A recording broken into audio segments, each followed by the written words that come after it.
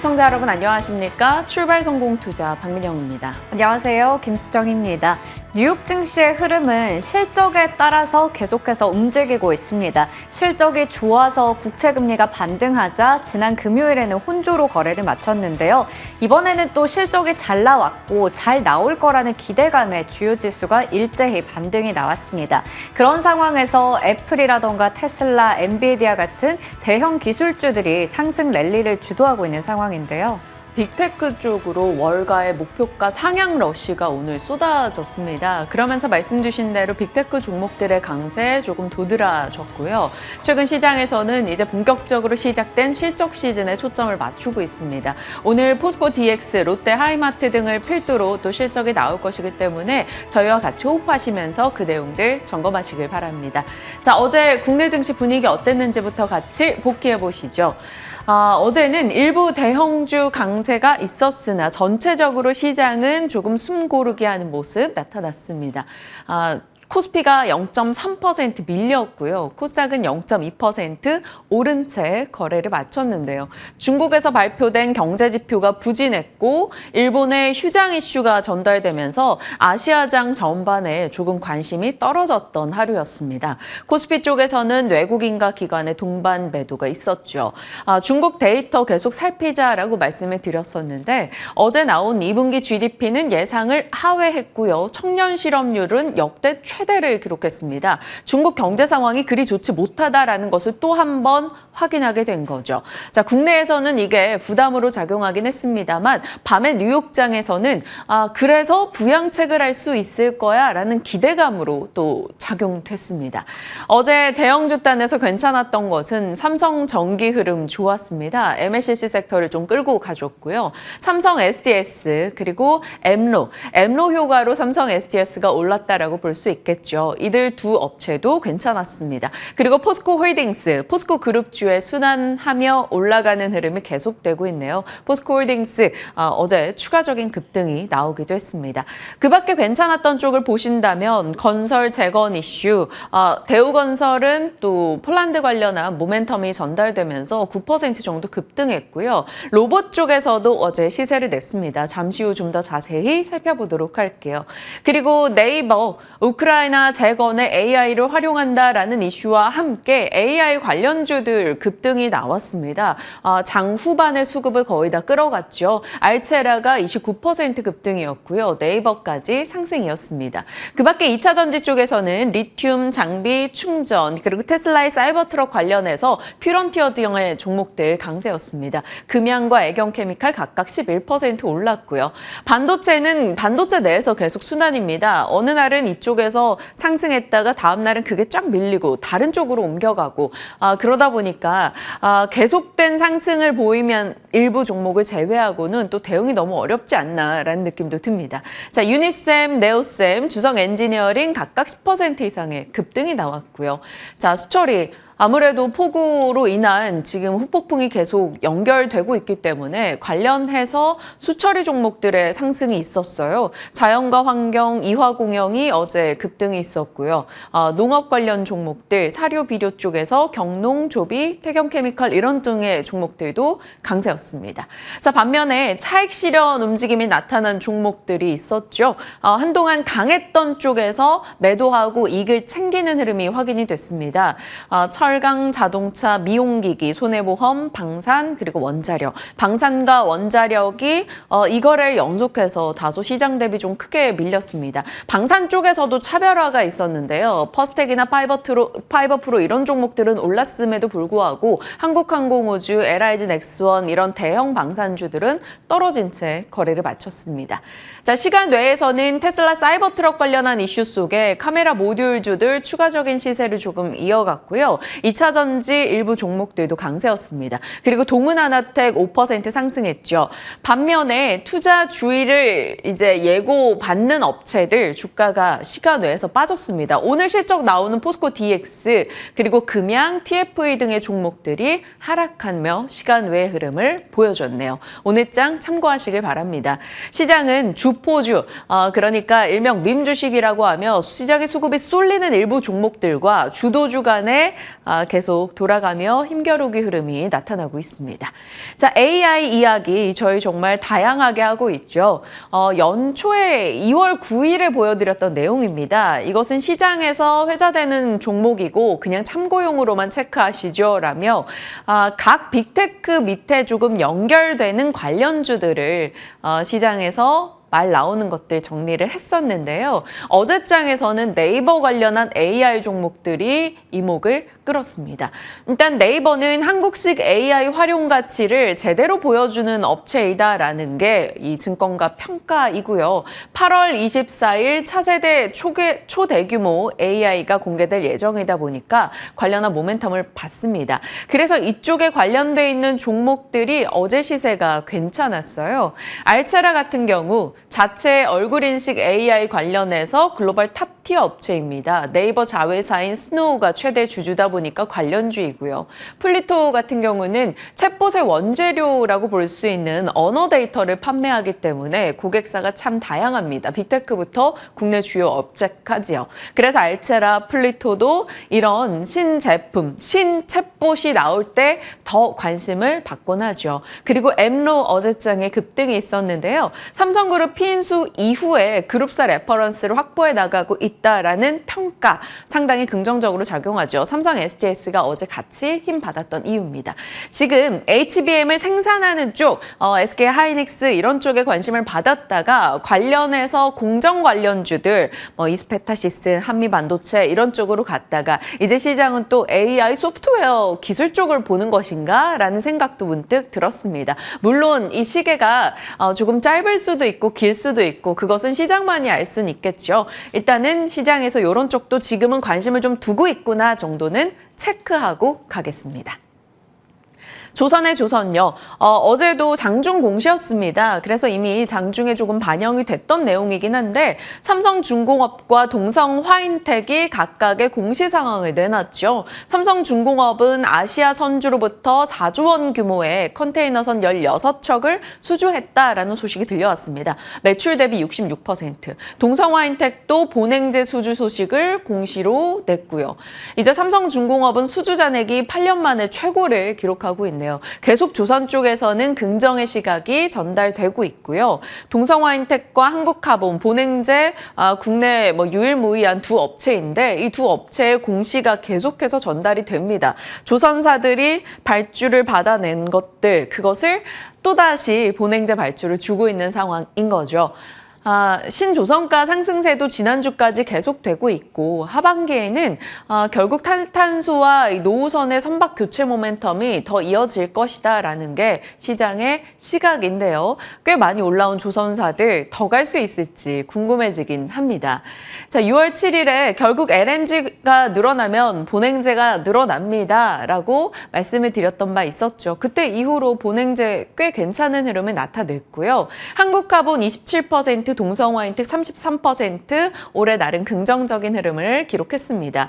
엔진주들 정말 좋았어요. HSD 엔진이 거의 탑이었습니다. 63% 올해 상승률 나타냈고요.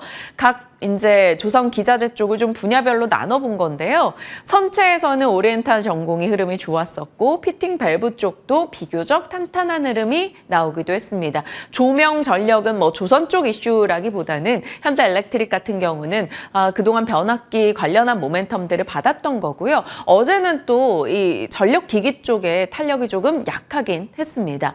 시장의 관심이 조선 기자재 쪽으로는 급등이 아니어서 우리가 자칫하면 놓칠 수 있으나 꾸준하게 올라오고 있다는 것은 확인이 되네요.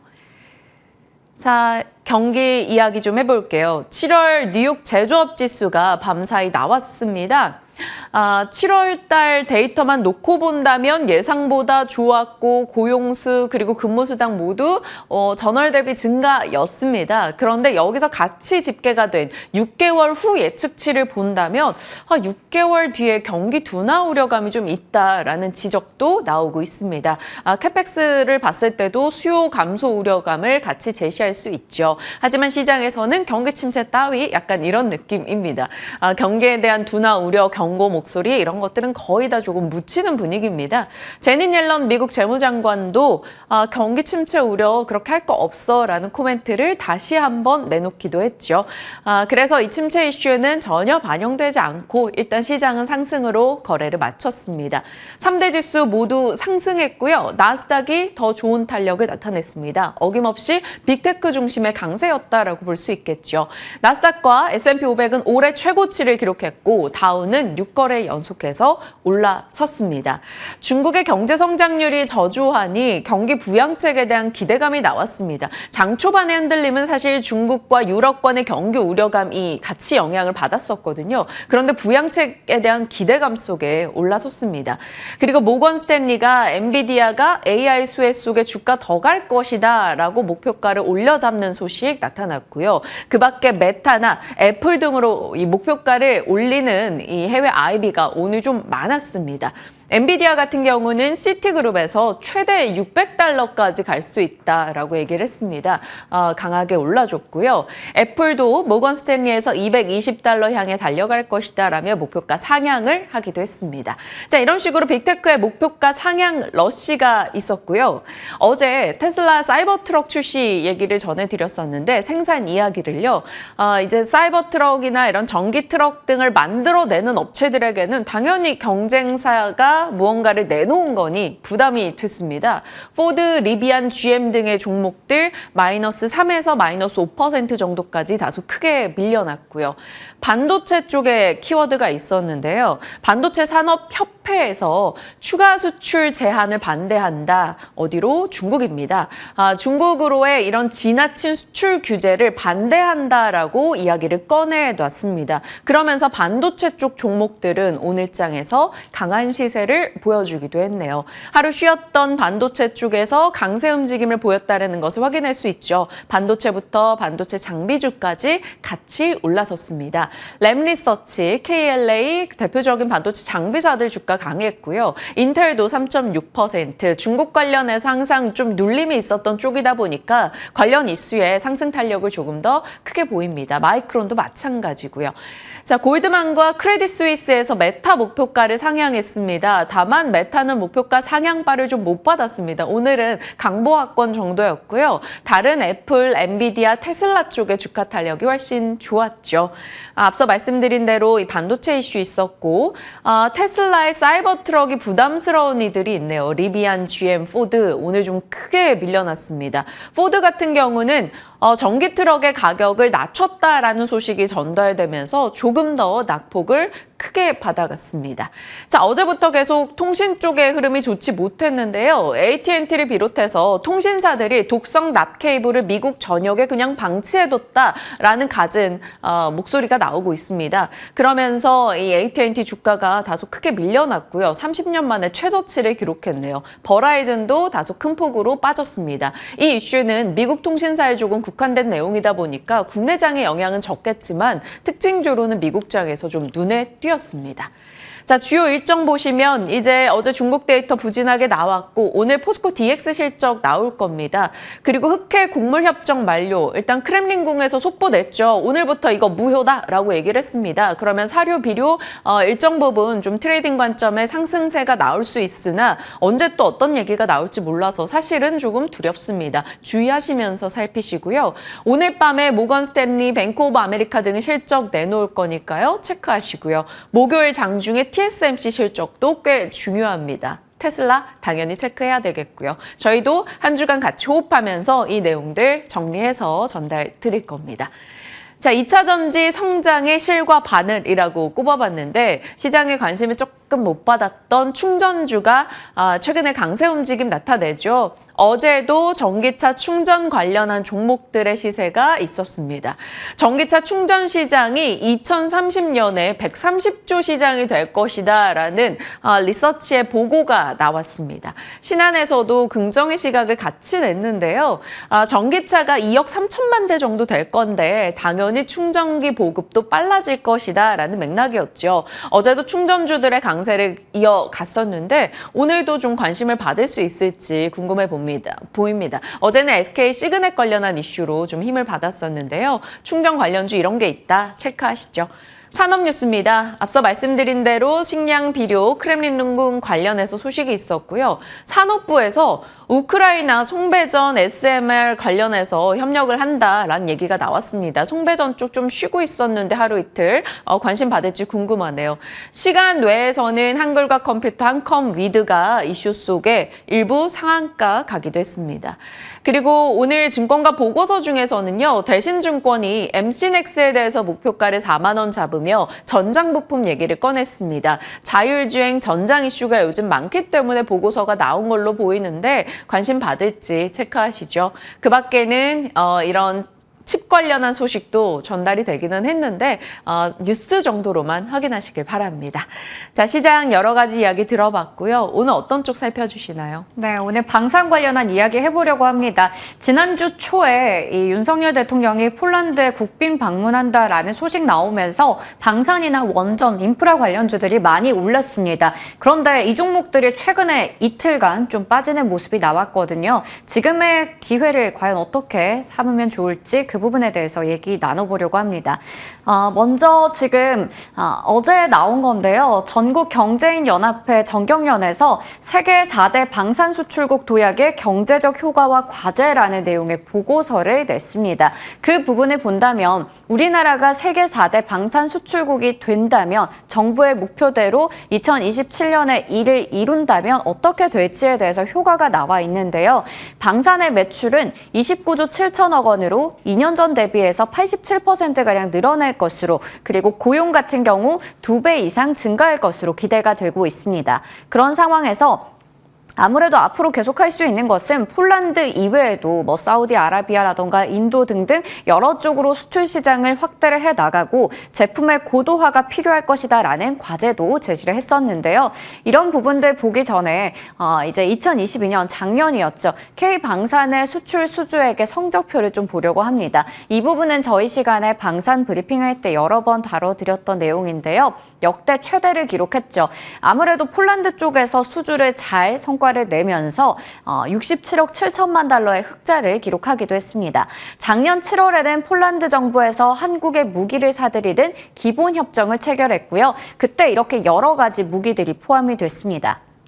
이후에는 또 K2나 K9이나 천무 등등 총 124억 달러 규모의 1차 이행 계약을 체결을 했고, 이 중에서도 K2 전차와 K9 자주포는 지난해 이미 초도 물량이 폴란드 쪽으로 인도가 되면서 실제로 수출 실적에 반영이 되기도 했습니다. 그리고 폴란드 이외에도 노르웨이나 칠레, 페루, 에콰도르 등등 여러 가지 나라 쪽으로 수출국과 품목을 다변화하고 있는 상황입니다.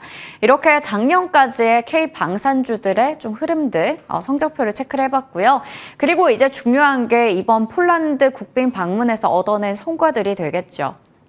윤석열 대통령과 이 두다 대통령이 85분 동안 정상회담을 가지면서 원전과 방산, 인프라 쪽에 대해서 포괄적인 협력에 합의를 맺었습니다. 먼저 우크라이나 재건 관련해서 MOU를 체결하기도 했고요. 그리고 무역 투자 촉진 프레임워크라고 하는 TIPF 양해각서도 역시나 체결을 했습니다. 폴란드가 이번에 우리나라와는 5번째 TIPF 체결국이 됐다라고 합니다. 이렇게 되면서 폴란드와 앞으로 좀 원전이나 방산 여러 가지 면에서 협력을 더 강화할 것으로 기대되는 상황이고요. 추가적으로 폴란드는 한국산의 무기를 더 도입을 하겠다라는 부분도 밝히기도 했습니다. 9월 초에는 폴란드에서 세계 최대 규모의 방산 전시회가 있을 예정인데요. 거기서 또 어떤 성과가 나올지도 기대되는 상황이고, 폴란드는 한국산 무기를 수출하는 것뿐만 아니라 수입을 하는 것뿐만 아니라 폴란드에서 자체적으로 생산하는 것도 희망한다면서 K2 주력 전차를 이야기하기도 했습니다. 그리고 이 윤석열 대통령이 우리나라에 이제 돌아오기 전에 우크라이나에 방문하기도 했죠. 우크라이나에 올해는 더 큰 규모의 군수 물자를 지원하겠다라는 이야기를 했는데요. 젤렌스키 대통령을 만나서 정상회담을 가졌고요. 우크라이나에 1,900억 원의 인도적인 지원을 하겠다. 중장기적으로는 방산 협력까지 좀 강화하겠다라는 이야기를 했습니다. 그리고 평화연대 이니셔티브를 공동으로 추진하겠다라는 약속도 했는데요. 여기서 이제 안보와 인도 인도적인 지원, 재건 분야 각 3개씩 해서 총 9개의 지원 패키지를 만들었습니다. 그 인도 지원에서는 특히 안전장비를 확대하겠다라고 하면서 지뢰 탐지기나 지뢰 제거기의 수요가 늘어나고 있기 때문에 그 부분에서 많이 도와주겠다라는 이야기를 했는데요. 관련주들은 퍼스텍이나 디알텍, 웰크론 등등의 종목들 체크해 보시면 좋을 것 같습니다. 이외에도 젤렌스키 대통령은 2차 전지라던가 한국 기업에 직접적인 투자를 요청하기도 했습니다. 네, 그러면 K방산주의 이제 시세를 좀 보려고 합니다. 우선은 앞서 얘기 드렸듯이 지난주 초에 정말 많이 올랐었어요. 폴란드에 이제 대통령이 갔다라는 소식이 나오면서 기대감의 주가가 정말 많이 올랐습니다. 하지만 금요일과 그리고 어제였죠. 월요일장 이렇게 이틀 동안 주가가 많이 밀렸었는데요. 우선 어제장의 흐름을 보시면 휴니드나 웰크론, 스페코 이런 좀 규모가 작은 종목들 혹은 드론 관련주, 지뢰 제거 관련주들이 많이 올랐습니다. 반면에 대표적인 방산주들이 일제히 빠진 것을 확인할 수가 있고요. 무려 LIG 넥스원은 7% 가까이, 한화시스템은 10% 가까이 하루 동안 밀리기도 했습니다. 그러면 이 거래일 동안은 어땠을까요? 하나오션이 3%가량 밀렸고요. 한화 에어로스페이스와 LIG 넥스원이 7% 이상 밀렸고, 그리고 한화시스템은 10% 가까이, 현대로템은 무려 11% 넘게 밀렸습니다. 그러다 보니까 어제 저희 유튜브 채팅창에서도 현대로템에 대해서 궁금해하신 시청자도 계시기도 했었죠. 한화시스템 같은 경우 2분기에 투자 성과가 가시화될 거라는 기대감도 있고요. AAM이 이제 상업화에 다가갈 것이다라는 기대감도 가지고 있습니다. 하나오션은 HD 현대중공업을 누르고 이번에 이 구남 수주전에서 승기를 잡았다라는 부분에서 3분기에는 흑자 전환이 기대되기도 하는데요. 여러 가지 긍정적인 이슈가 있지만 일단 주가는 재료 소멸 때문인지 좀 밀린 상황입니다. 이번에는 K드론이다라는 이야기 7월 10일에 브리핑하면서 전해드렸었죠. 안티 드론에 대한 관심도가 높아지면서 드론 관련주들 좀 집중해서 보자라는 이야기를 드리기도 했습니다. 이 부분은 시간 관계상 넘어가도록 하겠고요.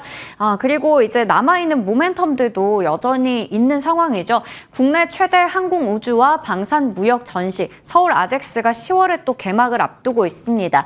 이런 상황에서도 여러 가지 방산 무기들을 좀 많이 노출을 할 걸로 보이기 때문에 기대감은 여전히 작용하고 있는 것으로 해석할 수가 있겠죠. 역대 최대 규모라고 하고 KF-21 같은 보람에도 시험 비행에 할 가능성이 있다라는 이야기도 나오고 있는 상황입니다. 잘 가다가 방산주들이 좀 밀렸어요. 그렇기 때문에 이번에 이렇게 밀렸을 때를 기회로 삼아도 괜찮은 건지 잠시 후에 전략 챙겨보도록 하겠습니다. 이런 거 보면 참 누구나 오르는 순간이 있고 누구나 빠지는 순간이 있기 때문에 거기서 파도 타기를 잘하는 게 살아남는 가장 큰 전략이 아닐까 싶습니다. 좀 잘 가다가 빠진 쪽 얘기를 해주셨으니 저는 좀 못 가다가 이제 좀 관심을 받는 쪽으로 가볼게요. 로봇 얘기가 되겠습니다. 6월 19일, 6월 27일경에 순환매가 돌고 있는데 이런 순환매 속에서 로봇 차례가 언제 올까 조금 살펴보자라는 말씀을 했던 바가 있었습니다. 왜냐하면 로봇 쪽도 이슈는 끊임없이 나왔었기 때문인 거죠. 다만 배터리 혹은 전력, 조선, 반도체, AI 쪽에 수급이 많이 쏠려 있다 보니까 꽤 연초에 강한 시세를 보여줬던 로봇주가 한 2달 정도 쉬었기 때문에 이쪽도 체크를 해볼 필요가 있겠습니다. 라고 살폈었습니다. 어제장의 로봇주가 AI와 같이 손잡고 강세를 나타냈죠. 스마트 제조 시장 규모가 연평균 14%씩 성장할 것이다. 그리고 그 안에서 각 기업들은 협동 로봇을 준비하고 있다. 그리고 두산 로보틱스 국내 협동 로봇에서 점유율 1위 업체입니다. 상장을 앞두고 있기 때문에 이 모멘텀이 어제 모처럼 부각이 됐던 거죠. 그러면서 어제 스마트 팩토리 혹은 로봇 관련주로 여겨지는 종목들이 강세였습니다. SBB테크, SP시스템스 각각 10% 이상 올랐고요. 감속기 쪽 흐름 다 괜찮았죠. 뉴로메카 강세, 그리고 레인보우 로보틱스는 우크라이나에 지뢰 탐지 로봇을 줄 수 있다라는 얘기가 나오면서 어제장 7% 정도 올라가기도 했습니다. 로봇 쪽도 또 언제든지 우호적인 뉴스가 나올 여지가 있기 때문에 지켜봤던 거고요. 이 수급적인 유입이 계속 이어질 수 있을지가 관건이 되겠죠. 그리고 로봇 쪽에 관심을 둔다면 무슨 종목을 사야 될지 잠시 후 전략 나눠볼 겁니다. 보니까 제가 5월 10일경에 이제 로봇에 대해서 끝으로 이제 브리핑을 하고 그 외에는 저렇게 뉴스성 소식과 좀 수급적으로 관심을 받을지만 얘기를 했더라고요. 그러니까 5월 이후로는 시장에 로봇이 관심을 받지 못했다라는 게 되겠습니다. 하지만 로봇이 갖고 있는 모멘텀은 바뀌지 않았죠. 인구 감소, 인건비 부담을 줄이기 위해서는 로봇이 필요하고 각 그룹은 리쇼어링과 산업 자동화를 하고 있기 때문에 산업 자동화 설비 시설이 필요하고 그것이 또 로봇 관련주가 되는 거죠. 그리고 기업들은 투자하며 이렇게 일정적으로도 기다리는 내용들이 있다라는 겁니다. 지금 로봇주 투자하기 적기인지 궁금해지는데요. 어제의 시세를 어떻게 받아들일지 전략 챙겨보겠습니다. 지금부터 함께 하시죠.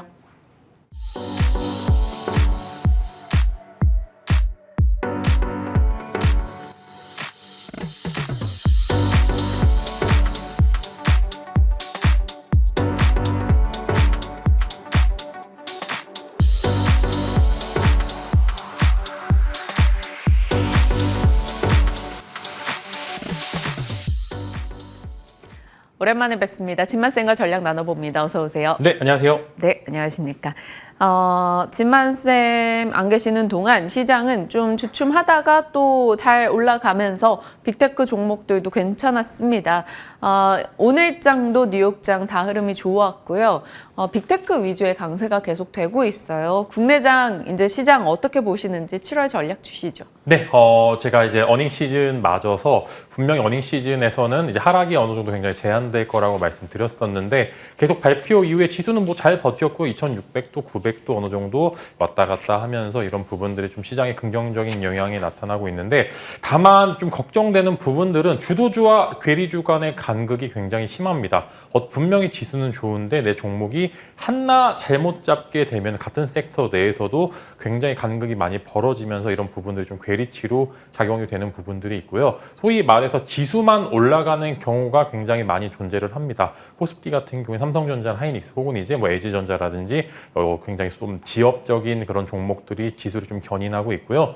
코스닥 같은 경우 마찬가지로 에코프로 그룹주들이 좀 사실 수급이 들어오는 거는 좀 반갑습니다만 이게 에코프로 쪽에 집중이 됐었을 때 시장이 또 약간 혼조세가 일어나는 경향이 좀 있기 때문에 뭐 종목의 좋고 나쁨에 떠나서 수급 따라서 올라가고 떨어지고가 좀 결정이 되는 부분들이 있기 때문에 기왕 하시는 거면 주도주 위주로 하시는 게 좋을 것 같고요. 다만 이제 조금 조심해야 될 구간들이 진입이 됐습니다. 이제 수요일 날 테슬라 실적 발표가 있는데 이 이후에 이제 좀 흐름을 봐야 되는 게 아무래도 테슬라가 빠지게 되면은 국내 2차 전지 기업들의 좀 주가가 좀 위험할 수 있는 부분들도 있기 때문에 이런 부분 체크해 보시면 좋을 것 같고요. 여전히 시장은 경제가 강하기 때문에 금리 인상에 대해서 계속적으로 좀 이야기가 나오는 겁니다. 그만큼 인플레이션도 어느 정도 잡히고 있고 경제는 여전히 강하기 때문에 좀 마이드한 연착륙까지 좀 기대를 해볼 수도 있다라는 말씀 여러분들께 드리고 싶고요. 즉 걱정하지 말자는 의미지만 금리 인하 시기에 대한 코멘트가 파월 의장의 입에서 나오게 된다라고 하면은 그때부터는 조심하셔야 됩니다. 그 전까지는 괜찮습니다만 분명히 금리 인하를 하게 된다라고 하는 거는 시장에서 뭔가 문제가 벌어지고 있다라는 점을 이야기하는 거기 때문에 그 전까지는 괜찮습니다. 여전히 이번 주에서 다음 주 정도까지는 시장이 나쁘지 않을 것이고요. 떨어지면 분명히 올라갈 것입니다. 그래서 기대 수익률 높이시기보다는 여전히 마찬가지로 승률 높이시는 전략, 주도주 위주의 공략을 하셨을 때 분명히 시장보다 우수한 수익률을 여러분들이 거두실 수 있을 거라고 생각이 됩니다. 정리하면 변동성을 활용해서 주도주 매매에 계속해서 좀 대응을 해보자라는 거고 그거 아세요? 목요일날 진만쌤 나오는 날이잖아요. 네. 그날 테슬라 아침에 실적 내놓고요. 그날 장중에 TSMC도 실적이 나와요. 그래 그 전날에 ASML이 나옵니다. 그러니까 반도체 2차 전지 변곡의 날이 될 수도 있기 때문에 그날 준비 좀 단단히 해주셔야겠어요. 네, 기대하셔도 좋을 것 같고요. 다 대응해서 오도록 하겠습니다. 네, 다음 섹터 질문으로 가겠습니다. 방위 산업 종목들 흐름이 이슈 타고 좀 괜찮았다가 원전주와 함께 폴란드에서 추가적인 모멘텀을 확인하지 못했다 혹은 이런 식의 세론으로 작용이 되면서 연 이틀 좀 많이 많이 밀렸습니다. 하지만 방산주도 뉴스 찾아보면 어디서 뭘 수주한다라는 얘기는 또 계속 나오고 있기 때문에 들고 계신 분들은 더 들고 가야 될지 고민이 돼요. 어제도 오늘도 현대로템 시청자분이 궁금하다고 유튜브 창에 올려주시기도 했거든요. 이런 식의 종목들 좀 답변 주세요. 네, 사실 조금 과하게 빠진 경향이 좀 있습니다. 이제 원전주도 그렇고 방산주도 그렇고 이제 어느 정도 이제 기대감에 있어서 주가가 올라갔다가 갔다 왔는데 사실 뭐 구체적인 뭐 계약 공시라든지 MOU가 없다 보니까 조금 이제 시장에서 순환매적인 입장에서 돈이 급격히 빠졌다라고 좀 말씀을 드릴 수 있을 것 같은데요. 결국 또 한 줄로 또 해가면 더 걱정하지 말자라고 좀 의미를 좀 드리겠습니다. 이제 결국에 방산이나 이제 원전 같은 경우에 또 기회가 올 겁니다. 원전주 제가 말씀드렸지 않습니까? 분명히 조용할 때 사서 시끄러울 때 팔았을 때 수익률이 가장 높다라고 말씀을 드렸는데 또 가장 시끄러울 때 매도를 하셨다라고 하면은 분명히 기대 수익률이 높았을 수도 있을 것 같고요. 그게 아니라 조금 더 지켜보셨던 분들은 이틀간의 하락을 좀 여지없이 좀 맞으셨을 것 같은데 결국엔 또 하단부에서 잡고 올라올 것으로 예상이 됩니다. 지금 뭐 대형 보통 대표적으로 이제 방산 같은 경우 현대로템이 올라갔을 때 방산주가 아주 좋았고 두산에너빌리티가 올라갔었을 때 원전주가 좋았고 이제 이런 형태를 계속적으로 이끌고 있기 때문에 분명히 하단부에서 지지가 굉장히 강력할 겁니다. 뭐 상대적으로 현대로템 같은 경우에 워낙 수주 잔고가 많기 때문에 분명히 하단부에서 주가가 어느 정도 이제 지지가 될 것으로 예상이 되고요. 대략 한 32,000원에서 3만 원에서 32,000원, 즉 얼마 안 남았죠. 한 조금의 하락은 더 있을 것으로 예상이 되나 하단부가 이탈이 될 만한 요소들을 찾아볼 수 없다라는 점에서 분명히 하단부에서 재공략 시 좋은 수익률이 나올 것으로 좀 예상이 되기 때문에 방산주들은 기본적으로 수주 잔고를 바탕으로 해서 올랐던 기업들이기 때문에 즉 그만큼 기대감이 빠진다 하더라도 그 빠진 기대감만의 실적은 갖고 있는 포인트들이 많기 때문에 하단부에서 분명히 지지가 될 것으로 좀 예상이 되기 때문에 당연히 이제 대장주, 주도주 위주로 좀 컨택을 해보시면 좋을 것 같고요. 현대로템과 하나 에어로스페이스 두 종목, 작은 종목 하시지 마시고요. 큰 종목 위주로 이제 컨택을 하셨을 때 조금 더 편안하고 안전한 수익률을 여러분들이 좀 가져가실 수 있을 것 같습니다. 현대로템도 31,000원대 오면 그 이하로 오면 또 얼마든지 재매수 해보자라고 의견 주신 거고 하나 에어로스페이스는요 지금 13만 1,000원 열했거든요. 어느 정도 비슷할 겁니다. 5% 정도 더 하락 정도는 좀 이제 감안을 해보시면 좋을 것 같고 양보 하나 살짝 나왔다 해서 이제 들어가시지 마시고요. 어느 정도 하단부에서 뭐 2, 3일 정도 횡보가 이루어지면서 이제 바닥권을 잡아가셨을 때 그때 공략을 하셔야지 조금 더 좋고 양보 하나 살짝 나왔다고 공략하시기보다는 조금 더 2, 3일 정도 요 가격대를 유지했었을 때 그때 공략을 해보시는 게 좋을 것 같습니다. 네. 변동을 이용해서 또 좋은 매수 기회로 삼아보자라고 의견을 주셨습니다. 방위산업주 살펴봤고요. 로봇주요. 앞서 유튜브 채팅창에 이민경 님이 로봇주 고장난 줄 알았다고 얘기했습니다. 한 2달 정도 좀 이제 조정을 받고 그랬는데 막 심각한 가격 조정이 나왔던 건 아니었습니다. 그냥 시장에 관심을 좀 못 받던 건데 어제장에 또 시세를 줬어요. 이거 신호탄입니까? 사실 이제 코스닥 150 편입 이후에 계속 이제 좀 대장주가 빠지다 보니까 가끔 이제 한두 번 정도 오를 수는 있지만 이게 지속되기 굉장히 힘들었었던 포인트들이 많은데 로봇주 같은 경우에는 이제는 좀 이제 뭐 당연히 바닥권에서 수급이 나와서 관심 가져야 되냐는 질문에는 어떤 로봇은 물려도 괜찮다라는 그런 포인트로 접근이 좀 가능합니다.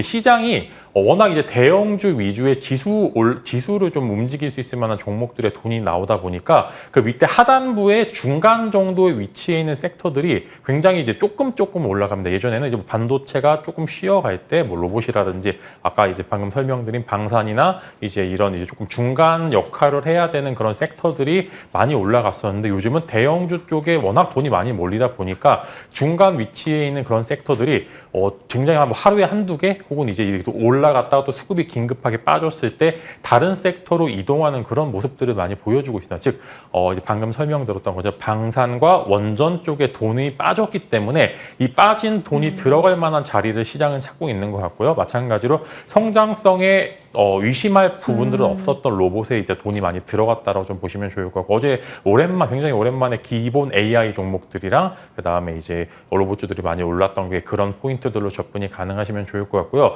방금 설명드린 것처럼 성장성에 대해서 의심할 필요는 없고요. 사실 이 종목 같은 경우는 물려도 된다라는 포인트로 접근이 가능한 게 이제 막 성장하고 있는 그런 시장이기 때문에 뭐 분명히 물릴 수는 있습니다. 워낙 이제 많이 올랐었던 종목이고 많이 기간 조정이 있었기 때문에 물렸었던 분들도 분들도 많은데 분명히 이렇게 양봉이 하루 이틀 정도 나와서 이제 그 가격대를 지지하게 된다라고 하면 이게 강한 지지선이 될 겁니다. 그래서 로봇 같은 경우에는 어제 뭐 조금 SBB테크나 이제 레인보우 로보틱스 같은 종목들도 어느 정도 상승이 나왔었을 때 첫 양봉 때 진입하시기보다는 이런 부분들이 2, 3일 정도 거래가 되면서 거래량도 유지가 되면서 포인트가 이제 지지선이 딱 잡혔을 때 그때 신규 매수를 해보시는 게 좋을 것 같고 워낙 이제 지금은 중간 섹터들의 손바뀜이 굉장히 빨리빨리 이루어지는 포인트들이 많기 때문에 아직은 좀 더 올라갈 수도 있겠지만 신규 매수는 한 하루 이틀 정도 지켜보자라는 포인트로 접근해 보시면 좋을 것 같고요. 네. 로봇들은 시총에 비해서 매출이나 영업이 사실 조금 작습니다. 그래서 실적 시즌이